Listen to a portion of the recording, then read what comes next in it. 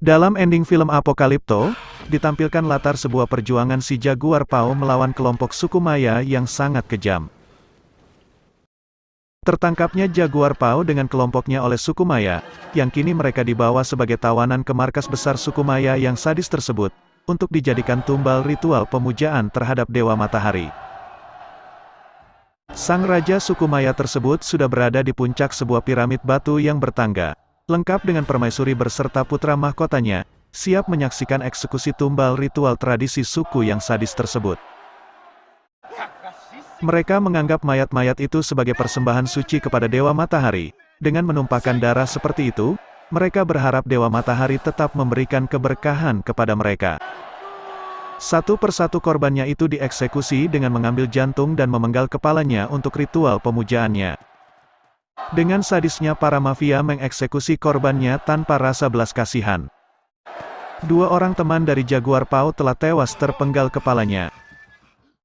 Dan kini datang waktu Jaguar Paw siap untuk menjadi tumbal yang ketiga dari suku Maya tersebut. Sekilas ia teringat istri dan anaknya yang ia sembunyikan di dalam sebuah sumur. Yang mana istrinya itu kini telah mengandung anak yang kedua dari Jaguar Paw. Dengan perasaan yang tidak karuan, si Jaguar mengikuti mafia eksekusi untuk mengambil tempat di mana dua kawannya telah tewas di atas batu itu. Ketika tiba saatnya si Jaguar akan dieksekusi, tiba-tiba terjadi gerhana matahari total. Di mana di siang yang cerah itu seketika menjadi gelap. Dengan sangat terheran para suku Maya dan ribuan warganya yang berada di bawah piramid itu semua terdiam dan ketakutan. Bahkan seorang dukun pun mengisyaratkan rasa ketakutannya akan kejadian fenomena tersebut. Saat matahari kembali terang, mereka menganggap ritual tumbalnya itu telah selesai dilakukan. Sementara tawanan yang masih tersisa hidup, dibawalah mereka ke sebuah lapangan dekat ladang jagung. Untuk dijadikan bahan latihan mereka, dengan embel-embel siapa yang bisa lolos melewatinya dan masuk ke ladang jagung tersebut, mereka akan bebas. Si tumpul kawan Jaguar itu tidak dapat lolos oleh sasaran tombak mereka. Dan tibalah giliran si Jaguar beserta teman laki-lakinya untuk berlari menyilang, untuk menghindari serangan berbagai senjata dari kawanan suku Maya tersebut. Dan ternyata keduanya tetap saja kena sasaran panah mereka. Jaguar yang masih terlihat mampu menahan panah yang menusuknya itu, hendak dihabisi oleh anak buah si Zero. Si tumpul yang masih bertahan itu berusaha menolong Jaguar yang hendak dihabisinya. Sementara Jaguar mematahkan ujung panah dan menusukkannya ke leher anak buah si Zero yang hendak menghabisinya. Zero yang mengetahui anaknya tumbang, ia berlari menghampiri anaknya itu dan Jaguar pun juga berlari ke dalam ladang jagung. Si Zero yang tidak terima dengan tewasnya anak buahnya itu, akan mengejar dan menghabisi si Jaguar, dan mereka pun mengejar Jaguar yang hendak lolos itu. Di tengah pelarian si Jaguar terjatuh ke dalam lubang yang besar, dengan tumpukan bangkai manusia tanpa kepala. Sejenak dia terheran harus berjalan di atas tumpukan daging bangkai hingga berhasil masuk ke dalam hutan. Perburuan oleh kelompok si Zero tersebut makin memanas. Dengan menahan rasa sakit oleh luka di perutnya, Jaguar terus berlari tanpa henti. Merasa butuh beristirahat, ia langsung naik ke atas pohon. Kelompok Zero yang datang membuatnya was-was sampai tidak menyadari bahwa darahnya menetes ke bawah mengenai punggung si middle anak buah Zero. Setelah berlalu Jaguar pun tampak lega, akan tetapi ia dikejutkan dengan seekor macan kumbang yang siap menerkam di hadapannya. Kelompok si Zero menyadari adanya darah yang menempel di punggung rekannya itu. Mereka pun kembali menyusuri jalan yang dilewatinya tadi, dan curiga Jaguar bersembunyi di atas pohon. Sampai akhirnya mereka menyadari akan keberadaan si Jaguar yang diperkirakan berada tak jauh darinya. Mereka tidak mengetahui si Jaguar dikejar oleh seekor macan, salah seorang darinya hendak bernafsu menghadangnya. Sampai tidak disadari arahnya tepat di belakang Jaguar dan tepat di depan seekor macan tersebut. Dengan seketika si macan langsung menerkamnya dan merobek mukanya sampai ia tewas.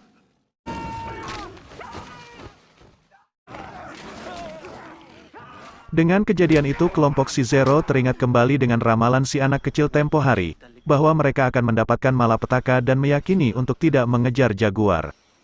Akan tetapi si Zero tidak ingin menghentikan perburuannya, demi membalaskan dendam atas kematian putranya. Di tengah jalan perburuan mereka, salah satu kelompok si Zero menemukan jejak jaguar, namun ia malah dipatuk ular. Hingga semua memilih meninggalkannya karena tidak mungkin terselamatkan. Meneruskan perjalanan, jaguar yang tampak kelihatan jejaknya itu diserang dengan panah dan tombak. Sampai akhirnya ia sampai di sungai dengan air terjun yang tinggi. Ia pun nekat loncat ke bawah air terjun yang sangat curam.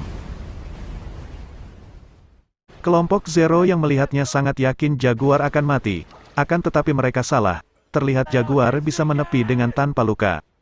Jaguar yang masih hidup berteriak menantang mereka untuk terjun ke bawah.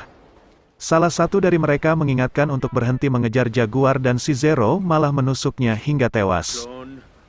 Merasa tak mau kalah, Zero mengajak semua anak buahnya terjun ke bawah dan yang tidak mau mengikutinya akan dihabisinya. Jaguar yang tadinya sudah lega harus melarikan diri. Hingga masuk ke dalam hutan lagi, namun ia malah terjebak dan terperangkap dalam lumpur hitam. Dengan keyakinannya ia dapat melewati semua itu dan berhasil selamat. Dari situlah jaguar mulai beringas dan seperti telah siap untuk melakukan perlawanan. Tak lama kelompok Zero tiba di tempat si jaguar. Dengan kecerdasannya pasukan Maya dilempar pasukan lebah beserta sarangnya. Alhasil mereka tak dapat menahan serangan lebah yang menyerangnya. Di sisi lain dia juga telah merakit sebuah senjata tradisional nenek moyang, dengan mengambil racun katak yang paling mematikan di dunia. Dengan memanfaatkan duri dari pohon jeruk sebagai amunisinya, yang membuat lawan sekarat dengan cepat. Merasa ada yang tidak beres dengan keadaan salah satu temannya yang di belakang, si burik mencoba mengeceknya untuk memastikan keadaannya aman. Dan ternyata di sana si jaguar sudah bersiap untuk menyerangnya. Dengan kecerdasannya itu ia dapat menghindari serangan si burik, dan satu persatu geng Maya itu dibantainya tanpa ampun. Tak lama kemudian hujan pun turun dengan begitu derasnya, tiba-tiba dia teringat akan anak dan istrinya yang dia sembunyikan di dalam sumur. Dia pun langsung berlari untuk melihat keadaan mereka. Ternyata mereka masih bertahan hidup di dalam sumur dengan hujan yang sangat lebat itu. Sementara dengan tewasnya si burik membuat ketua geng merasa kecolongan yang kesekian kalinya. Si jaguar yang mengetahuinya itu langsung berlari untuk mengalihkan perhatiannya terhadap istri dan anaknya yang berada di dalam sumur itu. Di tengah pelariannya itu tiba-tiba si Zero menghadangnya dan melesatkan tembakan panahnya. Si jaguar yang terkena panah itu hendak dihabisi oleh si Bargola yang sangat menaruh dendam terhadapnya. Akan tetapi tempat itu ternyata sudah dipersiapkan jebakan oleh kelompok si jaguar untuk sebuah perburuan binatang buas sebelumnya. Dengan seketika si Zero pun langsung tewas terkena beberapa tusukan perangkap itu. Kini tinggal dua anggota geng Maya yang masih tersisa dalam perburuan si jaguar. Dengan suasana hujan yang masih sangat deras, mereka terus mengejar si jaguar menyusuri dalam hutan. Sementara anak dan istri si jaguar yang berada di dalam sumur, kini kondisi air yang sudah merendam seluruh tubuh sang ibu masih berusaha bertahan menyelamatkan anak sulungnya. Sedangkan si jaguar yang masih terus berlari dengan luka di tubuhnya itu, sampailah dia di tepi pantai. Dan membuatnya harus pasrah dengan keadaan. Namun anehnya, kedua pasukan Maya tersebut terheran dengan datangnya tentara abad modern, yang hendak singgah di kawasan hutan belantara itu. Kesempatan emas itu dimanfaatkan si jaguar untuk kembali melihat kondisi anak dan istrinya di dalam sumur, dan ternyata istrinya sudah menggendong anak keduanya itu telah lahir.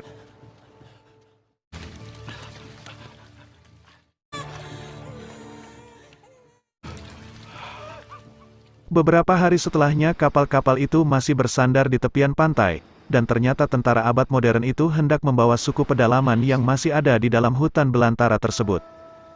Akan tetapi si jaguar dan keluarga kecilnya masih memilih tinggal di dalam hutan sampai di akhir kelak.